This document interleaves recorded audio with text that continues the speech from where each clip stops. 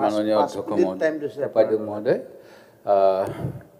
কৰ্তন প্ৰস্তাৱটো আনিছোঁ চৰকাৰৰ দৃষ্টিগোচৰ কৰিবলৈ কিছু কথা আৰু এটা প্ৰথা য'ত আমি আলোচনা কৰিব পাৰোঁ। সেই গতিকে আলোচনা কৰিব বিচাৰিছোঁ কেইটামান কথা, যিহেতু চৰকাৰে কি কাম কৰিব, কিমান দলং ল'ব, কেনেধৰণে ক'ৰ পৰা পইচা ল'ব, গোটেইখিনি আমাক কৈছে। আৰু এইবিলাক নিশ্চিতভাৱে ইনফ্ৰাষ্ট্ৰাকচাৰ লাগে, তাত আমাৰ আপত্তি নাই। কিন্তু বিধানসভাত হওক বা অন্য সময়ত আমি কওঁ যে বহনশীল ডেভেলপমেণ্ট হ'ব লাগে, ছাষ্টেইনেবল ডেভেলপমেণ্ট। ছাষ্টেইনেবল ডেভেলপমেণ্টৰ কথা কওঁতে অকল ফ্লাইঅভাৰৰ কথা কোৱা নহয়। যিবিলাক দেশত আগতে ফ্লাইঅভাৰ অভাৰব্ৰিজ হৈছিল, সেইবিলাক দেশত আজিকালি সেইবিলাক পৰিৱৰ্তন কৰি অন্য উপায় কৰিছে। মাছ ৰাপিড ট্ৰেন্সপৰ্ট ছিষ্টেম, বাছৰ ব্যৱস্থা, যাতে ইণ্ডিভিজুৱেল গাড়ী কম হয়। আৰু এনেকুৱা ধৰণৰ অন্যান্য যিবিলাক ব্যৱস্থা আমেৰিকাৰ বিভিন্ন নগৰীত বা ইউৰোপীয় দেশবিলাকত কৰিছে। যেনেকৈ এটা সময়ত কোৱা হৈছিল যে নিউক্লিয়াৰ এনাৰ্জি আটাইতকৈ ভাল এনাৰ্জি আৰু সেই গতিকে সকলোৱে ল'ব লাগে। পিছত সেই দেশবিলাকে ক'লে যে তাৰ পৰা ৰেডিয়েশ্যন হ'ব পাৰে, সেই গতিকে আমি নিউক্লিয়াৰ এনাৰ্জিৰ পৰিৱৰ্তে ৰিনিউৱেবল এনাৰ্জি ল'ব লাগে। মহোদয়, এতিয়া মই যিকেইটা কথা ক'ব বিচাৰিছোঁ তাত হ'ল যে আমি ফ্লাইঅভাৰ কৰিবলৈ যাওঁতে যিটো কথা ক'লোঁ, আমাৰ পৰিৱেশ সংৰক্ষণ হৈছে নাই সেই কথা চাব লাগিব।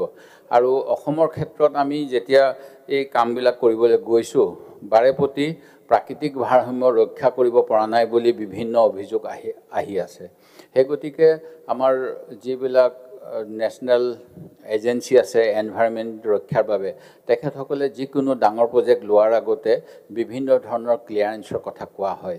কিন্তু আমি দেখা পালোঁ গুৱাহাটীত যেতিয়া এখন হাইকোৰ্টৰ ওচৰত ফ্লাইঅভাৰ লোৱাৰ কথা কোৱা হ'ল, তেতিয়া তাৰ বাবে যিটো এনভাইৰনমেণ্টেল ক্লিয়াৰেন্স ল'ব লাগে বা এনভাইৰনমেণ্টেল ইম্পেক্ট এছেছমেণ্ট ল'ব লাগে বা ইকনমিক ইম্পেক্ট এছেছমেণ্ট ল'ব লাগে বা ছ'চিঅ' ইকনমিক কি প্ৰভাৱ হ'ব, এই গোটেইবিলাকৰ এটাও লোৱা নাছিল। মুখ্যমন্ত্ৰীয়ে ঘোষণা কৰিছিল আৰু বিভাগে তাৰ কাম কৰিব গৈছিল।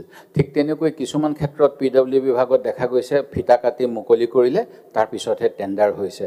সেই গতিকে আমি যিহেতু ৰাইজৰ বাবে কাম কৰিব বিচাৰিছোঁ, আমি ৰাইজৰ বাবে কি কাম কৰিম আগতীয়াকৈ সেই কথাখিনি আমি কিয় ক'ব নিবিচাৰোঁ। আমি আৰম্ভ হোৱাৰ পিছত ৰাইজে প্ৰতিবাদ কিয় কৰিব লগা হয়।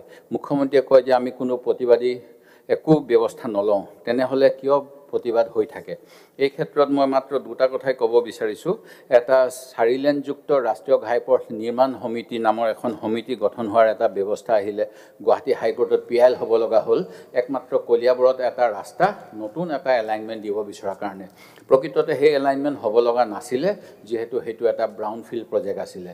যেতিয়া গ্ৰীণফিল্ড প্ৰজেক্ট হয় তেতিয়া মাটি অধিগ্ৰহণ কৰি নতুন ৰাস্তা বনোৱা হয়। কিন্তু ব্ৰাউনফিল্ডৰ ক্ষেত্ৰত পুৰণা ৰাস্তাটোকে আৰু ইম্প্ৰুভ কৰা হয়। সেই গতিকে এতিয়া ইমান বিতৰ্ক আহিছিলে, কি কাৰণে আহিছিলে, সেই কথাবিলাক আমি নহ'বলৈ হ'লে এনে কাৰোবাক লাভান্বিত কৰিবলৈ, কাৰোবাৰ মাটি আছে মাটিৰ কাষেদি যাব লাগে, এই কথাবিলাকে আমাৰ বিধানসভাৰো ইমেজ বেয়া কৰে আৰু চৰকাৰৰ ইমেজো বেয়া কৰে। সেই গতিকে তেনেকুৱা ধৰণৰ কথাত সতৰ্ক হ'ব লাগে। ঠিক তেনেকৈ আমগুৰিত বা আমাৰ সিদিনা ধুদৰালি নিৰ্মাণত বিসংগতি, ক্ষুদ্ৰ গঞাৰ অৱৰোধ। আজি 2 দিন আগৰ বাতৰি এটা মই ক'ব লগা হৈছে। অসমৰ বিভিন্ন অঞ্চলত এনেকুৱা হৈ আছে, যিবিলাক কাম 2015 চনতে শেষ হোৱা কথা আছিল, 2016 চনৰ পিছৰ চৰকাৰখনেও কামখিনি কৰিম বুলি কৈছিল। কাৰ বেমেজালিৰ বাবে, কি বিসংগতিৰ বাবে এই কামবিলাক হৈ নুঠিলে, ৰাইজে জীয়াতু ভুগিছে, এই কথাবিলাকৰ জবাবদিহিও হ'ব লাগে। আমাৰ যি বিভাগৰ জবাবদিহি সেইবিলাক কিজানি হোৱা নাই। সেইকাৰণে প্ৰতিদিনে আমি গম পাওঁ যে ৰোলাৰ চলাই যোৱাৰ পিছত তৰপে বোলে কিবা আলকাটৰা সেইবিলাক চামনিবিলাক উঠি গৈছে। এনেকুৱা নিম্নমানৰ কামৰ কথাও বাতৰি কাকতত প্ৰকাশ পায়। সেই গতিকে বিভাগক পুঁজি আবণ্টন দিয়া হ'ব, আজি পাছ হ'ব, কিন্তু কামখিনি যাতে ভালকৈ হয় সেই কথাটো গুৰুত্বপূৰ্ণ।